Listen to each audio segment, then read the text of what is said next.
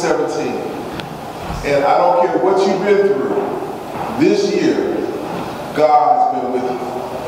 And no matter what you're carrying in this moment, you're going to have to carry it by yourself. So I invite you in this moment to come forward and receive a New Year's blessing. Need a little cover music, the seats to move, we lay our hands on the people of God.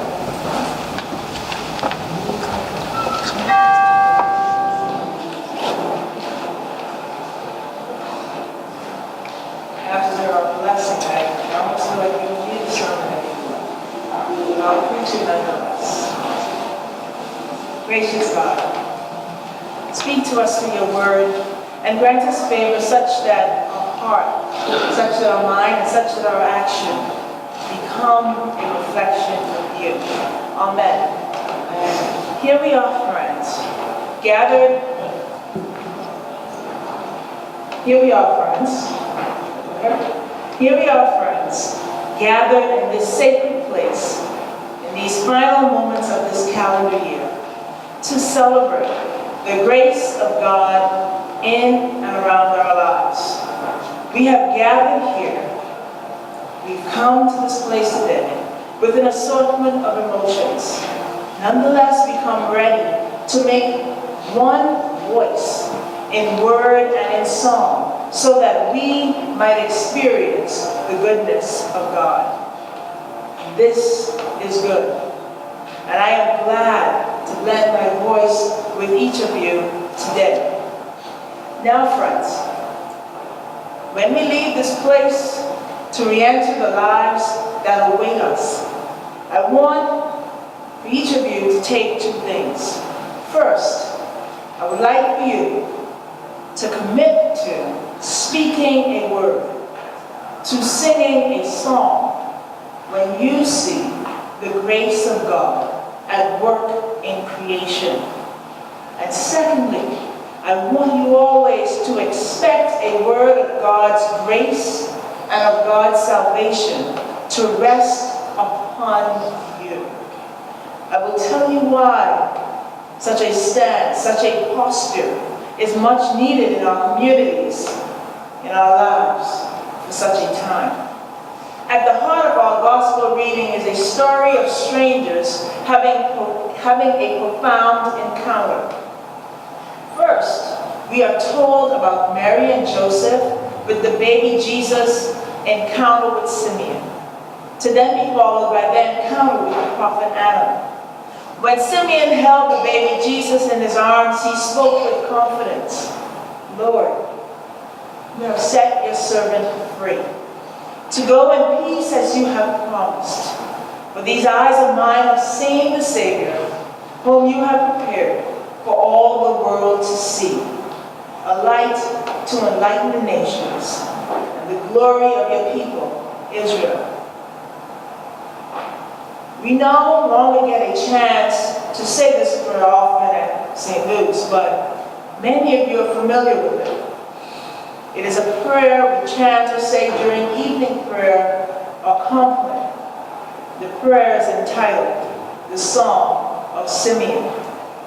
After Simeon sang this song, we are told that Mary and Joseph were amazed at what was being said about their son.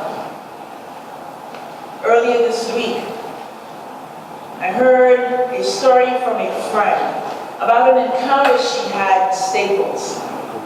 While standing on the checkout line, a young graduate student in her early 20s approached her and said, "Good morning, sister.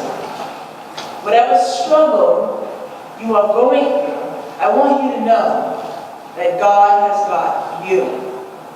I am going through my struggle too, and this storm is hard for me, but I am here to tell you that everything is going to work out." These words brought my friend to tears, and understandably so. What the stranger did not know is that in the past 4 months, my friend had been displaced from her home country after threats on her life, and is now in a foreign place with her son. And as you might imagine, with minimum resources. And like Simeon and Anna with Mary, Joseph, and the baby Jesus, the college student in this story never met my friend before. Yet, she was moved to share a word with her. Words that I will refer to as the song of a stranger. And as it turns out, words that my friend needed to hear. Beloved, we have all experienced or heard about similar words, kinds of encounters in our lives. So it is not surprising to us that even though Mary and Joseph knew about the salvific role that their son Jesus would play in the world, they were still moved to amazement when they heard the song of Simeon. Similarly, it is not surprising to us that even though my friend is a faithful woman, believing that God is with her in these dark moments of her life, she was moved to tears when she heard the song of a stranger. Now, these two stories take place more than 2,000 years apart, but I believe they illuminate truths that can continue to enrich our lives today. I'll use the next few moments to highlight two of them. First, as a people of God, as a faithful people, we are called to say something when we see and experience God at work in our world, in creation. It is no secret that our world, our communities at times can feel overwhelmed by darker intentions and forces. We are witnesses to unwarranted inequities and a variety of phobias that encourage division among us. This human condition is nothing new. Simeon and Anna, before their encounter with the baby Jesus and his family, were well aware of the biblical stories that led their people to a place where they were broken, in a place where they were in desperate need of God's grace and salvation. For this very broken state that we share with Anna and Simeon's world, I believe that God's work in the world is intended to be a redeeming power meant to be for us a light in and within us. Friends, this is the light that keeps us hopeful for our individual and collective return to the ways of God. In speaking of God's work in the world, we become intimate within all present deity here with us, among us, in each other, in this messy place. Here, a deity always ready to be a lamp for the journey ahead of us. Not only do we need to be reminded of the light among and in us, we need, as children of God, to be reminders of this fact in this time. For it is a good thing to be reminded of a gracious God in our midst. A gracious God who fills us with a perspective meant to make heaven on earth a workable goal.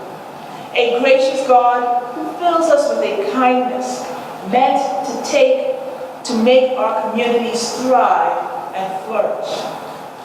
A gracious God who fills us with a wisdom to know and to celebrate the diversity in creation. A gracious God who fills us with a love meant to be a healing balm for the divisions that separate us from one another and from God. To this end, I am convinced that we are all called to be like Simeon, and we are all called to be like Anna, and we are all called to be like the stranger to my friend. A people who sing songs of peace, songs of salvation, and songs of hope. Second, I want you to expect, to anticipate the Spirit of God to rest upon you. This divine Spirit will empower you to see God at work in our world. This is not an unusual expectation. We have a Christian heritage that supports this. In the Gospel of John, Jesus told his followers to expect an advocate whom he refers to as the Spirit of truth, the Spirit of God. Friends, Simeon and Anna had this expectation. The stranger in my friend's story had this expectation. And indeed, this expectation gave them confidence to share the truth with God, the beloved, that they experience in the eyes of another person. Oh, how we can work toward healing the divisions among us if only we could see and name the truth, the God that is in us. When Mary and Joseph heard the song of Simeon and the thanksgiving and praise offered to God by Anna, they were encouraged. When my friend heard the song of a stranger, she was encouraged. An encouragement serving as a source of hope and a source of renewal. This encouragement is God's grace. Therefore, I say to you, as you prepare to live in a new day, a new year, expect to experience God at work in and among us. This expectation is what makes our ability to love one another possible. This expectation is what makes it possible for us to love a stranger, to uplift one another. And in so loving, we can expect our strength to be constantly renewed. It is a strength that empowers us to walk the easy and empowers us to walk the most difficult pathways before us. My friends, this is good news. And it is good news for such a time. Put simply, as you move your way into 2018, I ask that you speak a word, sing a song when you see the grace of God at work in creation. And secondly, always expect a word of God's grace and a word of God's salvation to rest upon you.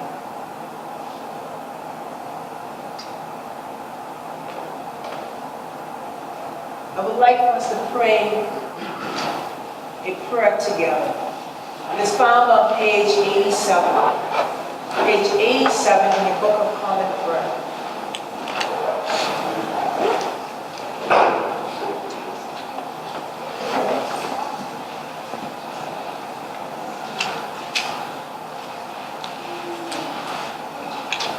It is the third Psalm of Isaiah, page 87.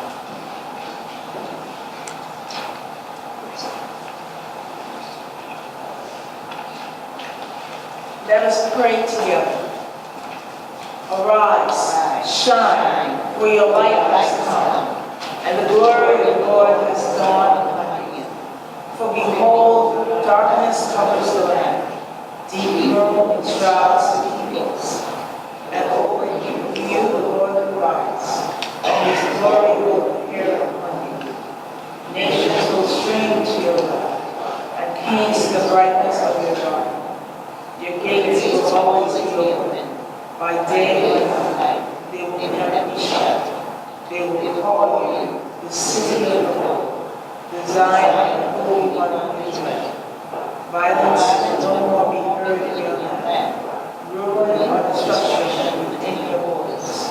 You will call your walls salvation,